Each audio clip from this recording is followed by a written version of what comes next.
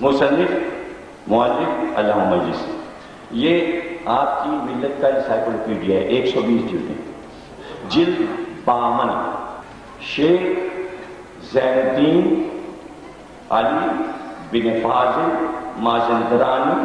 مازندران ایران کے رہنے والے، دمشق میں علم حاصل کرنے گئے آج سے 700 برس پہلے، 700 برس پرانی یہ کتاب لکھی یحییٰ بن مازندرانی نے، قطبی مازندرانی، اور ان سے سن کر لکھی، نجف کے کتب خانے میں رکھی گئی کتاب۔ واقعہ بیان ہوا امام حسین کے روضے میں زری کے سامنے۔ علامہ مجلسی نے نجف کے کتب خانے سے رسالہ لے کر مازندرانی کے اس بیان کو اپنی بہار میں درج کیا کہ بیان کرتے ہیں شیخ زین الدین علی بن فاضل مازندرانی کہ 700 برس یہ ذہن میں رہے، 700 برس پہلے ایران سے علم حاصل کرنے دمشق میں۔ کہتے میرے استاد جو کہ حنفی تھے لیکن ان میں تعصب نہیں، اپنے شاگردوں کو چاہتے تھے ہمیں علم سکھایا، اور ایک بار انہیں سفر در پیش ہوا کہ وہ ہمیں لے کر قاہرہ گئے۔ ایک مقام پہ وہ کہتے ہیں کہ ہمارے استاد کے پاس ان کے والد کا خط آیا کہ وہ بیمار ہے، اس لیے وہ واپس آ جائیں۔ میں اکیلا رہ گیا اور میں بیمار ہو گیا، مجھے بخار آیا تو میرے استاد نے کہا کہ ہمیں افسوس ہے کہ ہمیں جانا پڑ رہا ہے، اور ایسی حالت میں تمہیں چھوڑ کے کہ تم جب کہ بیمار ہو اور بخار میں مبتلا ہو۔ کہتے ہیں کہ ایک ہفتے مجھے بخار رہا، لیکن اسی زمانے میں میں نے یہ بات سنی کہ اسپین سے کچھ دور پر چند جزائر ہیں، کچھ جزیرے ہیں کہ جہاں وہ سادات آباد ہیں جو بنی امیہ کے خوف سے عرب سے نکل کر یہاں چھپے گئے۔ کہ اب میرا یہ ارادہ ہوا کہ میں اس آبادی میں جاؤں، ان سے ملوں، ان کے حالات دریافت کروں، اور اس کے بعد میں وطن ایران واپس چلا جاؤں۔ کہتے میں نے وہاں سے پتہ لگایا، 25 دن کا سفر تھا۔ 25 دن کے بعد میں اس جزیرے میں پہنچا۔ جب میں اس جزیرے میں پہنچا تو میں نے یہ تو دیکھا کہ وہ لوگ خوشحال تھے، تینوں جزیرے کے لوگ خوشحال تھے، لیکن اس بات کی ضرور حیرت ہوئی، اچھی مسجدیں تھیں، اچھے مکان بنے تھے، لیکن اس بات کی حیرت ہوئی کہ وہاں زراعت کا کوئی نقشہ نظر نہ آیا، کھیت اور باغ نظر نہیں آیا۔ تو میں جن کا مہمان ہوا تھا ان بزرگ سے میں نے پوچھا کہ میں پورا جزیرہ دیکھا میں نے چاروں طرف جا کے اس علاقے میں، آپ کے زراعت نہیں ہوتی تو آپ کے گندم اور کھانے پینے کی چیزیں اور پھل کہاں سے آتے ہیں؟ کہا ہمارے یہاں امام زمانہ کے یہاں سے آتے ہیں۔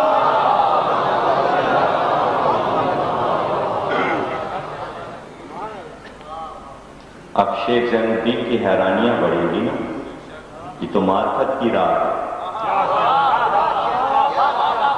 اچھا کب آتا ہے؟ کہ سال میں 2 بار 6 مہینے کا اناج، گیہوں، جوار، دالیں، چاول، پھل، فروٹ سب آ جاتے ہیں۔ کہ کیسے آتا ہے؟ کہ یہ سامنے جو ساحل سمندر ہے اس پہ امام کے جہاز آ کے رکتے ہیں، ان جہازوں سے سامان اترتا ہے اور ان جزیروں میں پہنچا دیا جاتا ہے۔ کہ کتنے دن ہیں اب جہاز آنے میں؟ کہا 4 مہینے۔ کہتے ہیں وہ 4 مہینے مجھے کیسے گزرے؟ علی بن فاضل کہتے ہیں کہ 4 مہینے میں نے کیسے گزارے مجھ کو نہیں معلوم۔ اور پھر ایک بار شور کی آواز آئی کہ جیسے سب درود پڑھ رہے۔ میں باہر نکلا تو میں نے دیکھا کہ سب ساحل پہ کھڑے ہاتھ اٹھا کر درود پڑھ رہے۔ میں بھی آگے بڑھا تو سمندر پہ میں نے دیکھا کہ ایسا لگتا ہے سفید مرغابیاں تیر رہی ہیں۔ تو میں نے کہا کہ یہاں ساحل پہ مرغابیاں بھی پائی جاتی ہیں؟ تو وہ بزرگ میرے میزبان تھے، انہوں نے کہا نہیں مرغابیاں یہاں نہیں، کیا تمہیں کچھ نظر آ رہا؟ کہا کہ کچھ سفید سفید پرندے سے نظر آ رہا۔ کہا تو اس کے معنی جہاز آ رہا۔ یہ ان جہازوں کی چوٹیاں ہیں بادبان میں، اور تم گننا 7 جہاز آتے ہیں، ایک جہاز بڑا ہے، 6 جہاز چھوٹے، یہ 7 جہازوں کا بیڑا ہے جو ہمارے لیے اناج لے کر آتے ہیں۔ کہتے ہیں کہ گنگر انداز ہوئے جہاز، اور تمام کے تمام جہاز ایک طرح کے سفید رنگ کے۔ معرفت ہے بھائی، یہ 700 برس پہلے کی بات ہے، 7 جہاز اناج اترنے لگے۔ کہتے ہیں شیخ زین الدین کہ اس بڑے جہاز سے بزرگ اترے جو سامان کو اپنی نگرانی میں اتروا رہے تھے، اناج کی بوریوں کو۔ وہ میرے قریب ہے اور کہا علی بن فاضل خیریت سے ہو؟ ٹھیک ہے، تم بیمار ہو گئے تھے راہ میں، اب طبیعت کیسی ہے؟ تو میں نے اپنے میزبان سے پوچھا یہ کون بزرگ ہے؟ یہ شیخ محمد ہیں جو جہاز لے کے آتے ہیں، ان کی نگرانی میں یہ ہر چھٹے مہینے اناج آتا ہے، اور اسی جزیرے سے آتے ہیں۔ کس جزیرے سے؟ کب آتی ہے؟ خضرا سے، جزیرہ خضرا سے۔ خضرا مانا سبز، ہرے جزیرے سے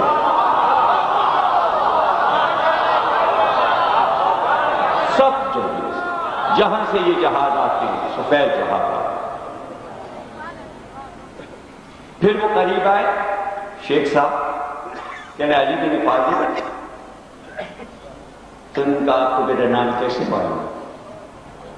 کہ تمہارا نام ہمارے جزیرے میں اس وقت پہنچ چکا جب تم نے یہاں کا ارادہ کیا تھا،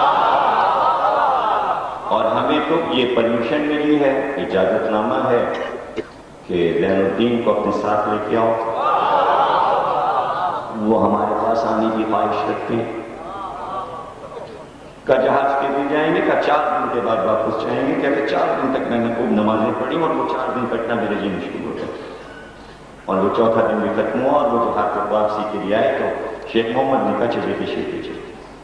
شیخ زین الدین کہتے ہیں علی بن فاضل مازندرانی کہ ہم جہاز کا سوار ہوئے، جہاز چلے، جہاز چلے۔ تقریباً 1 مہینے کا سفر تھا، اور سمندر میں پانی کی سیوا پیشی۔ جیسے جیسے منزل قریب آئی تو ہم نے یہ دیکھا کہ دھاری کے ذریعے پانی الگ ہونے لگا، پانی کا رنگ بدلنے لگا۔ اب جہاز ادھر داخل ہو رہے تھے جو پانی آگے سفید تھا، دودھ کی طرح سفید۔ میں نے کہا تھا ہری روشنی اور آگے سفید نہیں بھولنا ہے آپ کو، یہ 700 پہلے کی بات ہے، یہ سائنس کی بات ہے، ہم نقشے آپ ملائیے۔ تو کہنے لگے کہ یہ پانی کا رنگ تو ہم نے کبھی نہیں دیکھا، اس طرح کا پانی تو ہم نے دنیا میں کبھی دریا اور سمندر کا نہیں دیکھا، کہ یہ ہمارے جزیرے کی فصیل ہے، اگر کوئی دشمن جزیرے میں آنا چاہے تو یہ فصیل اسے روک لیتے ہیں، اس لیے دنیا کا کوئی انسان ہماری طرف نہیں آ سکتا۔ یہ سفید پانی اس جزیرے کی حفاظت کرتا ہے، اس میں جو بھی کشتی آئے غرق ہو جاتا ہے، جو بھی آئے غرق ہو جاتا ہے، اور پانی تیز ہے، تیز بہاؤ۔ سائنس نے یہ بھی لکھا، آج جو تحقیق ہوئی کہ اس میں اتنا مد و جزر ہے، سفید پانی میں اتنا اچھال ہے کہ جو چاند کی روشنی کی وجہ سے، ایک سائنسدان کا یہ خیال ہے کہ چاند کی روشنی کے ذریعے جو مد و جزر ہے آگے سفید میں، اس کی وجہ سے جہاز غرق ہوتے ہیں۔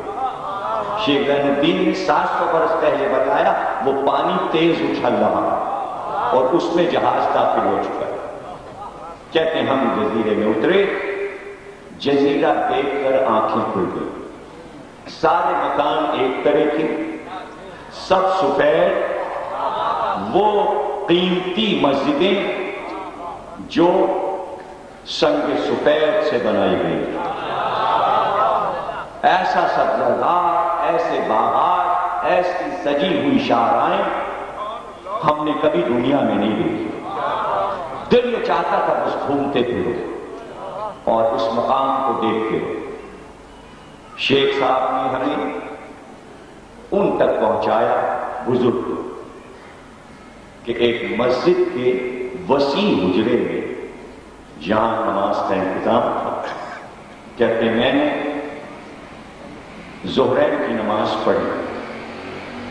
نماز کے بعد جو بزرگ نماز پڑھا رہے تھے وہ اپنے مصلی پر مجمع کی طرف رخ کر کے جو بیٹھے ممبر سے ٹیک لگا کے، تو وہاں سے انہوں نے آواز دی، شیخ زین الدین علی بن فاضل قریب آؤ، آؤ بتاؤ سفر کیسا گزرا۔ کہتے میں حیران کہ میرا نام ہے تمہارا؟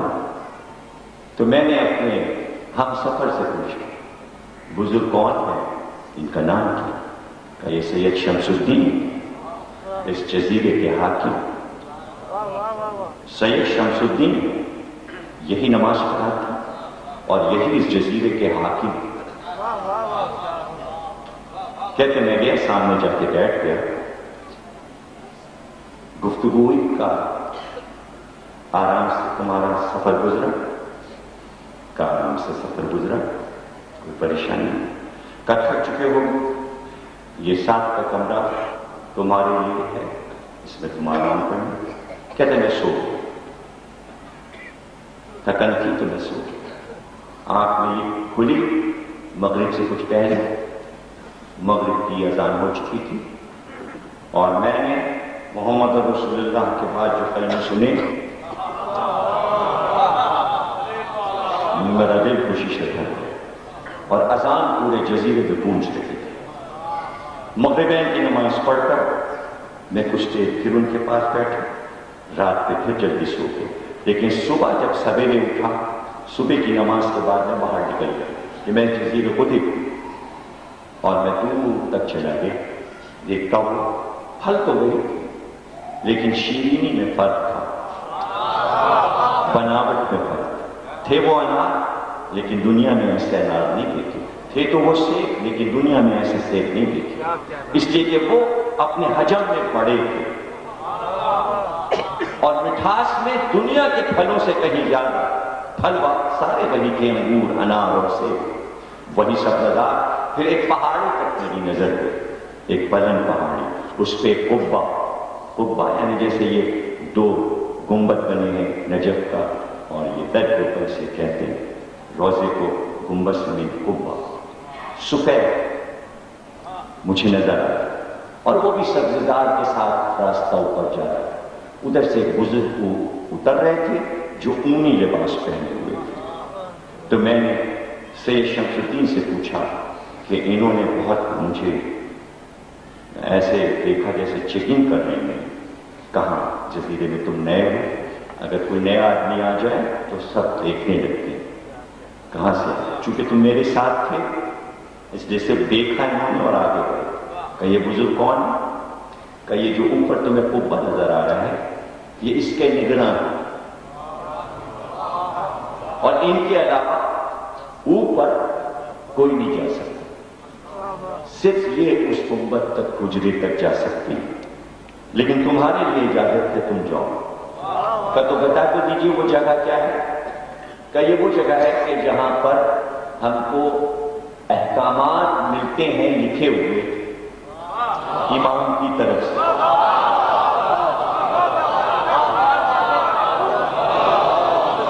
اور وہ کاغذ ہم لاتے ہیں اس پہ سب درج ہوتا ہے کہ اب کیا کرنا ہے، اب کیا کرنا ہے، اور ہم ہر مہینے کے دوسرے جمعے کو وہاں سے احکامات لیتے۔ کہتے ہیں جب جمعہ آیا، جمعے کی نماز میں نے سید شمس الدین کے ساتھ پڑھی۔ جب نماز ختم ہوئی اور واز شروع ہوا تو میں نے ان سے کچھ مسائل پوچھے، اور ان مسائل میں نے پوچھا جو پہلی بات پوچھی ان سے میں نے پوچھا سید شمس الدین سے، کیا آپ نے امام زمانہ کو دیکھا ہے؟ اب یہ تو معرفت کی باتیں ہیں کہ کیا پوچھنا ہے، کتنا وقت ہے، کب تک ٹھہرنا ہے، وہاں پہنچ کے اس فضا میں ہوش کسے رہے گا، یہ تو معرفت والے سے پوچھو کہ آپ نے کیا انہیں دیکھا ہے؟ کہ میرے والد نے صرف آواز سنی تھی، لیکن میرے دادا نے دیکھا تھا اور آواز بھی سنی تھی، اور میں امام کی چوتھی پشت میں ہوں، اور اس جزیرے کا حاکم میں امام کی طرف سے۔ کہتے جیسی واز ختم ہوا اور اس میں میں نے چند سوالات خود سے متعلق اور کچھ حدیثوں کے متعلق کیا، بہت طویل ہے، میں تقریر ختم کر رہا ہوں، پھر عرض کر دوں گا، کچھ چیزیں اگر رہ جائیں گی۔ کہتے ہیں زین الدین کہ میں نے کہا اچھا اتنا تو بتا دیجئے کہ ان کے ظہور کی سب سے بڑی علامت کیا ہے؟ تو سید شمس الدین نے کہا کہ 3 علامتیں یاد رکھنا اور یہ بتانا پوری قوم کو کہ یہ لازمی ہیں، حتمی، یہ ہو کے رہیں گے۔ پہلی علامت یہ ہے ان کے ظہور کی کہ ذوالفقار خود پکارے بھی ہمیں کھینچے، ذوالفقار بولنے لگے گی، علی کی ذوالفقار ان کے پاس، جس دن وہ بولے گی کہ مجھے کھینچیے، حکم الہی آ گیا، ظہور ہو جائے گا۔ دوسری علامت یہ ہے کہ جس سال ان کا ظہور ہوگا، شب قدر میں رات میں ہی ایک آواز آسمان سے آئے گی کہ ظہور ہو گیا، اور وہ آواز دنیا کے تمام انسان سنیں گے۔ اور تیسری بڑی علامت یہ ہے کہ رجب کے مہینے میں سورج میں ایک کھڑکی بنے گی، ایک چہرہ ابھرے گا، ایک ہاتھ نظر آئے گا، اور سورج سے وہ چہرہ پکار کر کہے گا مہدی آ گیا۔ صلوات پڑھیے۔